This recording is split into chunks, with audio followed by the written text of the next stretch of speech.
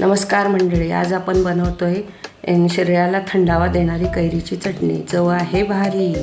इथे मी एक कैरी स्वच्छ धुवून घेतलेली आहे। आता आपण या कैरीचे साले काढून घेऊयात। कैरीच्या साली काढून झालेल्या आहेत। कैरी ही गुणाने थंड असते। आता आपण कट करून घेऊयात आणि बारीक फोडी करून घेऊयात। कैरीच्या चटणीसाठी हे साहित्य घेतलेलं आहे। कैरीच्या फोडी मिक्सरच्या भांड्यात टाकूयात। अर्धा चमचा जिरे टाकूयात, 4 लसूण पाकळ्या आणि 3 हिरव्या मिरच्या टाकूयात आणि 20-25 पानं पुदिन्याची टाकूयात, कोथिंबीर टाकूयात। चटणीमध्ये आपल्या आवडीनुसार गूळ घालायचा, चवीनुसार मीठ घालायचं आणि चटणी पाणी न घालता वाटून घ्यायची।